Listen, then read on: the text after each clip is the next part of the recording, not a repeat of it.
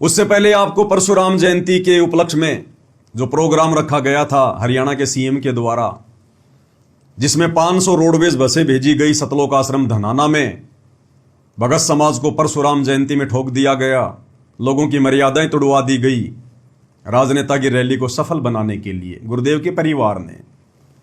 उसके बाद तरह तरह के राजनीतिक लोग अपने स्टेटमेंट देने लगे, अपने इंटरव्यू देने लगे और मजे लेने लगे। लोग बाबा रामपाल के मजे लेने लगे, मजे। आपको एक छोटा सा वीडियो दिखाता हूं। हरियाणा के एक मंत्री हैं कुलदीप शर्मा, और कुलदीप शर्मा जी ने क्या कुछ कहा है परशुराम जयंती पर बाबा रामपाल के भक्तों की भीड़ जो गई थी मुख्यमंत्री की रैली को सफल बनाने के लिए, तो किस प्रकार से व्यंग कसा है, कटाक्ष करते हुए बाबा रामपाल पर क्या कुछ कहा है। आप जी एक बार इस वीडियो को देख लीजिएगा। वहां सबसे बड़ा ब्राह्मण नेता कौन है इसके दिखाने का प्रयास हो, और मैं तो धन्यवाद करता हूं बाबा रामपाल जी का, बाबा राम रहीम जी का, जिनकी संगत ने आकर हरियाणा रोडवेज की बसों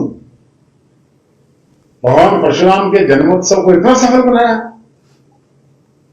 मैं तो बाबा रामपाल जी से उनके चरणों में नमस्कार करता हूं कि आपने परशुराम जन्मोत्सव की लाज रख दी। तो क्या कुछ कहा गया मंत्री कुलदीप शर्मा जी के द्वारा, व्यंग कसते हुए। भाई मंत्री जी की पार्टी कुछ और है, और बीजेपी की राजनीति को यदि किसी संत की संगत सफल बना रही है भीड़ के रूप में, तो मंत्री जी कैसे बाबा रामपाल जी का धन्यवाद कर सकते हैं, कैसे मंत्री जी बाबा रामपाल से प्रसन्न हो सकते हैं। लेकिन यहां अपने इंटरव्यू में व्यंग करते हुए और क्या कहा कि मैं तो धन्यवाद करता हूं बाबा रामपाल का, बार बार उनको नमन करता हूं जिनकी संगत ने हरियाणा रोडवेज की बसों में बैठकर मुख्यमंत्री जी की रैली को सफल बनाया। दो प्रकार से व्यंग कसा है मंत्री कुलदीप शर्मा ने। सबसे पहला व्यंग हरियाणा की बीजेपी सरकार पर, मुख्यमंत्री नायब सिंह सैनी पर, कि मंत्री जी की लोकप्रियता हरियाणा प्रदेश में घटती जा रही है। मंत्री जी को विश्वास नहीं था कि मेरी रैली में हरियाणा के रोहतक के लोग आएंगे, ब्राह्मण समाज के लोग आएंगे। इसलिए मंत्री जी ने आनन फानन में बाबा रामपाल के साथ में सांठगांठ करके हिसार जेल में या उनके मैनेजमेंट के साथ में सांठगांठ करके और उनके भक्तों की भीड़ को हरियाणा रोडवेज की बसें भेजकर रोहतक बुलवाया, अपनी रैली को सफल करवाया। तो पहला व्यंग कसा इन्होंने हरियाणा की बीजेपी सरकार पर कि बीजेपी सरकार भीड़ जुटाने में सक्षम नहीं है अपने दमखम पर, इसलिए बाबाओं की भीड़ के सहारे अपनी रैलियां सफल कर रही है। दूसरा व्यंग कुलदीप जी ने कसा है बाबा रामपाल पर बड़े मीठे तरीके से कि मैं धन्यवाद करता हूं बाबा रामपाल जी का, सत सत नमन करता हूं जिनकी संगत ने रोडवेज बसों में बैठकर मंत्री जी की रैली को सफल बनाया, परशुराम जी की जयंती को सफल बनाया। क्या व्यंग कसा इन्होंने गुरुदेव के ऊपर? इन्होंने ये व्यंग कसा है कि बाबा रामपाल भी राम रहीम की तरह बड़ा चालाक निकला, बड़ा चतुर निकला।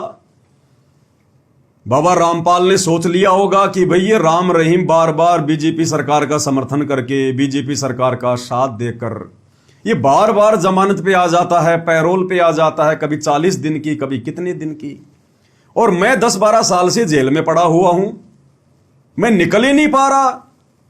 मंत्री कुलदीप शर्मा के अनुसार बता रहा हूं आपको। हरियाणा की जनता, हरियाणा के मंत्री, हरियाणा की सरकार हिसार जेल में देशद्रोह का मुकदमा लगवाकर बैठे हुए परम संत रामपाल जी को संत नहीं मानती, परमात्मा नहीं मानते, कोई साधु महापुरुष नहीं मानते। तो इनके अनुसार बाबा रामपाल ने सोचा क्यों ना मैं भी बीजेपी सरकार की चापलूसी करने लग जाऊं, क्यों ना मैं भी घुटने टेक दूं। अगर मैं बीजेपी सरकार की चापलूसी नहीं करूंगा, अपने घुटने सरकार के आगे नहीं टेकूंगा, तो सरकार मुझे आजीवन मरते दम तक जेल में रखेगी, कुलदीप शर्मा के अनुसार। इसलिए बाबा रामपाल ने आखिरकार बीजेपी सरकार के आगे घुटने टेक ही दिए।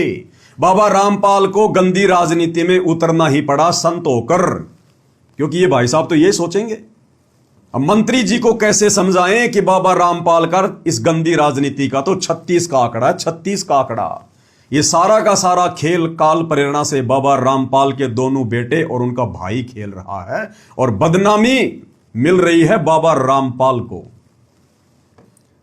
तो किस प्रकार से मीठे मीठे अंदाज में मंत्री कुलदीप शर्मा ने पूरे हरियाणा प्रदेश में अपने इंटरव्यू के माध्यम से बाबा रामपाल की बेइज्जती की है, व्यंग कषा है। और किसके कारण? सतगुरु रामपाल जी के दोनों नालायक बेटों के कारण। उससे भी ज्यादा दोषी है ये संगत।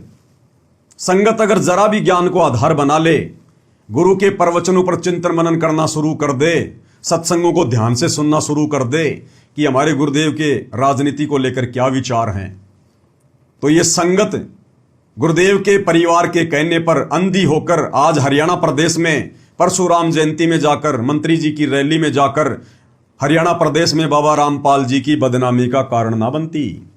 इसलिए बाबा रामपाल जी का कलयुगी परिवार भी दोषी है, और उस परिवार के पीछे अंधी होकर चल रही वो नादान संगत भी दोषी है।